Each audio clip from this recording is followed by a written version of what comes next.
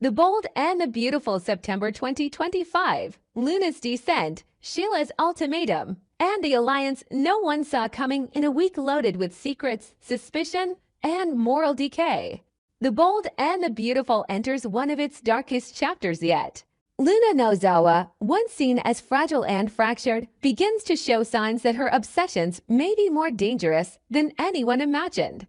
As the clues mount and a terrifying new pattern emerges, the unthinkable becomes possible. Luna is no longer just fixated on Will Spencer. Now, she may be shifting her gaze to someone else, and not just anyone. It's Steffi Forrester. This single possibility sends shockwaves through Los Angeles and forces an unexpected alliance between bitter enemies. Because if Luna is truly targeting Steffi next, then the threat extends beyond just personal relationships. It threatens families. It threatens children. It threatens lives. And the one person who sees it all clearly sees past the denial, past the excuses, past the fragile narrative of a girl in crisis is Sheila Carter. Sheila, of all people. For months, Sheila has struggled to maintain some semblance of peace. She's tried to toe the line, to build trust with Finn, to stay close to Hayes without igniting the flames of her own violent past. But as Luna spirals further into darkness and becomes more erratic, Sheila's instincts sharpen. Something is wrong. Deeply wrong. And no one wants to say it out loud, but she will. Because Luna isn't just hurting. She's hunting. At first, it's subtle. A gift left anonymously at Forrester Creations. A set of earrings Steffi wore months ago that somehow finds its way into Luna's possession. A photo in Luna's phone of Steffi and Finn at the beach taken from a distance. When Steffi finds it and confronts her, Luna brushes it off as inspiration, as admiration, as a harmless accident. But Steffi doesn't buy it. And neither does Sheila, who's been watching Luna for weeks now, waiting for the facade to crack. Then it happens. Luna shows up at Steffi's home unannounced. She claims she was just in the neighborhood, that she wanted to see Hayes. Finn isn't home. Steffi is polite but guarded. Hayes runs into the room and throws his arms around Luna. That's when Steffi sees a look in Luna's eyes. Not joy, not affection, possession. Later that night, Steffi confides in Ridge, in Taylor, even in Thomas. But none of them want to believe it. Luna's been through a lot, they say. She's confused, vulnerable, misunderstood. But Sheila says what no one else will. Luna is a threat. A real one. Sheila and Lee haven't spoken in weeks, but now they're forced into communication. Lee, desperate to keep Luna's name clean, still clings to the belief that her niece can be saved, that she just needs time. But Sheila doesn't buy it. Not anymore. She lays it out for Lee in brutal, chilling clarity. If Luna goes after Steffi, if she touches Hayes, there will be no coming back.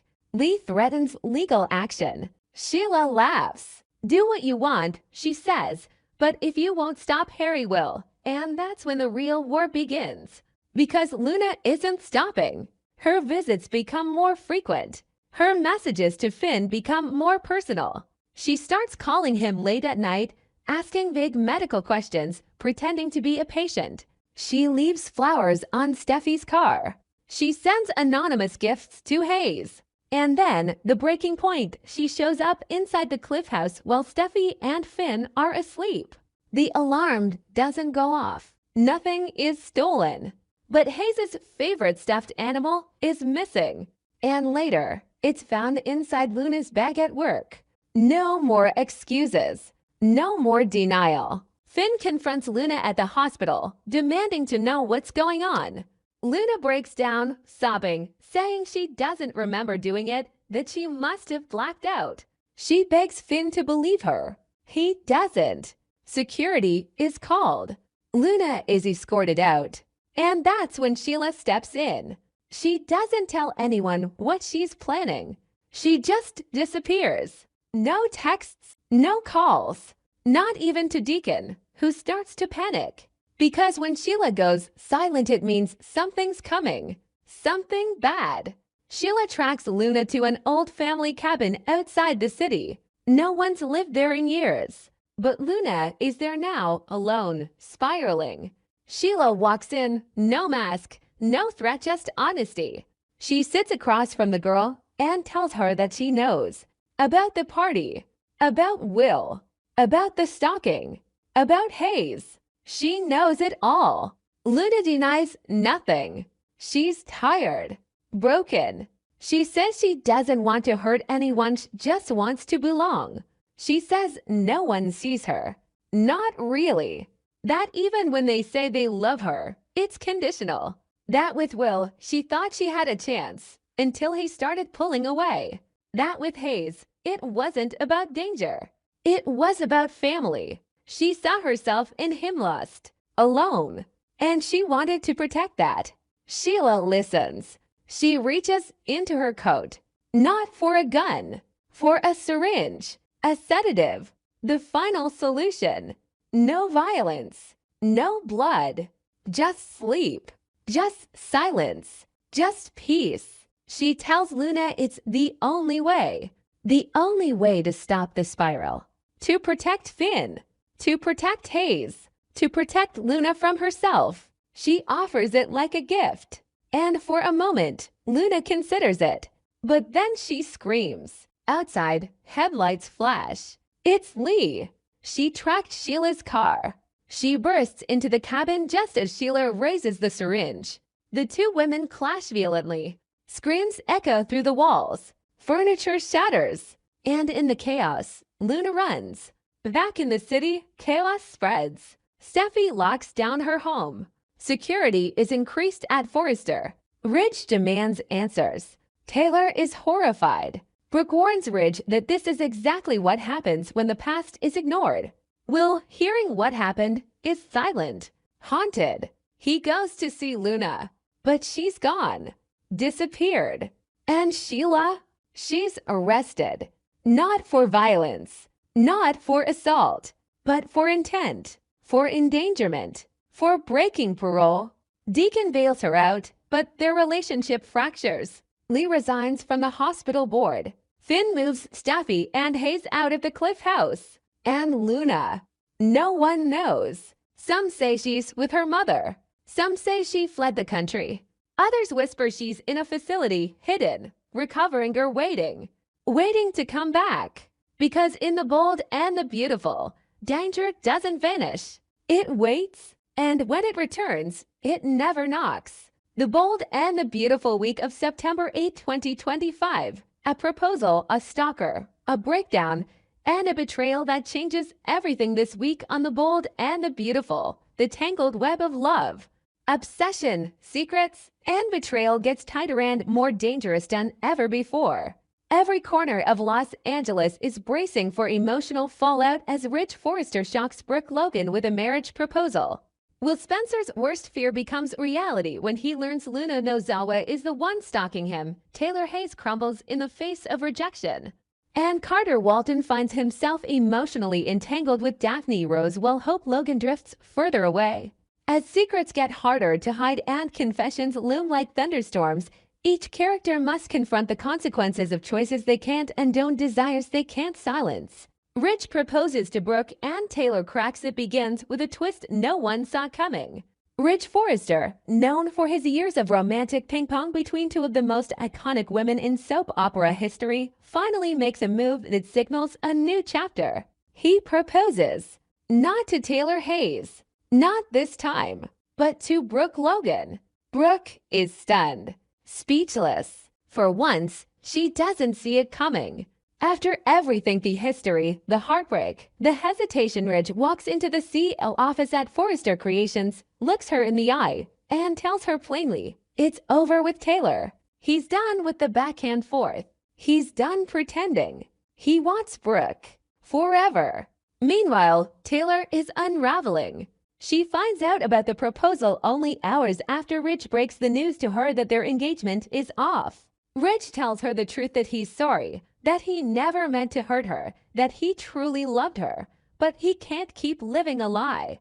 The pain in Taylor's eyes is instant and undeniable. But she doesn't cry. She burns. Taylor storms out, but not before pointing fingers. At Ridge. At Brooke. At Eric. She accuses them all of manipulating Ridge back into Brooke's arms. She says they gaslit him, that they built a world around him designed to push her out. She says Ridge is too blind to see how easily he's controlled, too weak to fight for what matters. And she vows that she won't sit back and let him destroy what they had. She goes straight to Eric, confronts him at his office, and unleashes. She blames him for always favoring Brooke, for never giving her a real chance. Eric tries to calm her down, but Taylor doesn't want calm. She wants justice. She wants Ridge back. And she might be willing to fight dirty to get him. But Ridge doesn't look back. After breaking the news to Taylor, he goes straight to Brooke. There's no fanfare, no champagne, just raw honesty. He tells her he wants a future. Real, permanent. No more triangles. No more doubts. Then he reaches into his jacket, pulls out the ring and asks the question. Brooke doesn't answer immediately. The shock on her face is real, but the answer is coming. And all signs point to yes. Will Spencer unmasks his stalker and it's Luna across town. A very different storm is brewing. Will Spencer is spiraling. The text messages won't stop.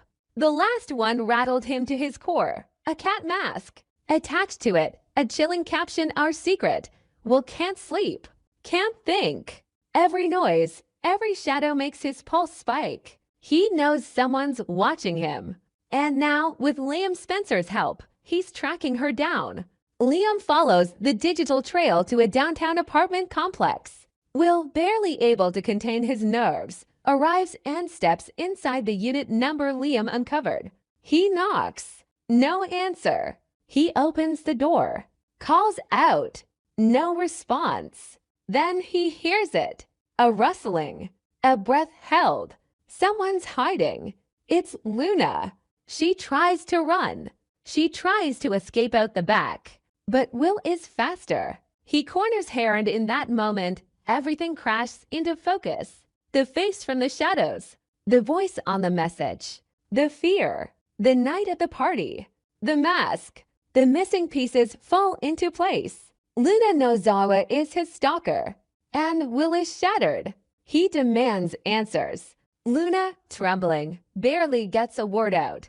Her eyes plead for mercy, but Will is numb. He's not angry. He's horrified. He trusted her, cared for her. And now this. The invasion.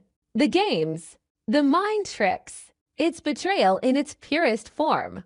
Liam arrives just in time to pull Will away before things escalate. Luna collapses in tears, but Will's nightmare has only just begun. Because it wasn't just about the texts or the stalking. It was about that night. The night that haunts him. And now he knew Luna was there. Maybe she even orchestrated it. Carter and Daphne, a new bond forms amid Hope's silence back at Forrester. Another love story quietly shifts. Carter Walton finds himself opening up to Daphne Rose, a quiet force of emotional clarity in a company that thrives on chaos. Carter confesses what he's been hiding. He and Hope Logan are drifting apart. The energy is gone. The connection has faded. Hope has pulled back, and Carter's left grasping for something solid. Daphne listens, doesn't interrupt, doesn't pity. Then she asks the question Carter didn't want to hear. Is it time to let go? Carter doesn't answer right away.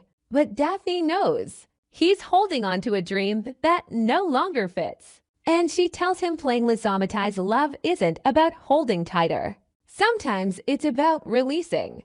Giving someone the space to find themselves, even if it means you're not beside them. Their conversation is intimate, grounded, real. And in that moment, something shifts between them. Daphne isn't just a friend. She's a confidant, a potential something more. Carter sees it in her eyes and wonders if, maybe, this is what love is supposed to feel like. Honest, uncomplicated, safe. Thomas explodes over Ridge's decision. Thomas Forrester, however, is far from calm. When he finds out that Ridge didn't just end things with Taylor but proposed to Brooke, he loses it. The rage is immediate, explosive. He confronts Brooke in the CO office, furious that his mother was once again tossed aside. Brooke stands her ground, reminding Thomas that Ridge is a grown man who made his choice. But then Thomas says it, "You didn't win. She proposed. You just accepted. It's a dagger, meant to cut deep." Brooke doesn't flinch. Instead, she fires back, telling Thomas that love isn't a prize to be won or lost. It's a decision. And Ridge made his. Thomas storms out, but not before promising that this isn't over. Not for Brooke, not for Ridge, and certainly not for Taylor. Sheila's guilt and a secret she can't share elsewhere. Sheila Carter Sharp is sitting on a time bomb. She's hiding something from Deacon Sharp, something big, something dangerous. Her past, a betrayal, a child, a connection to Luna's spiraling behavior. No one knows except Sheila, and it's eating her alive. Deacon senses it. He's watched Sheila pace at night, jump at every knock. He knows that look in her eyes, the same one she had before everything blew up last time. He asks what's wrong. Sheila brushes it off, but her silence speaks louder than any confession. If this secret comes out, it could detonate everything she's worked to rebuild. A week that changes everything. By the end of the week, nothing will be the same. Ridge will have made his choice. Brooke will have his ring. Taylor will be circling the edge of vengeance. Will know the truth and be unable to unsee it. Luna's world will collapse. Carter and Daphne may step into a new beginning. And Sheila will be holding onto a secret that could destroy more than just a relationship. It could destroy lives. Because in the bold and the beautiful, no secret stays buried. No betrayal goes unpunished. And no heart survives untouched. The next chapter is coming. And it won't be quiet.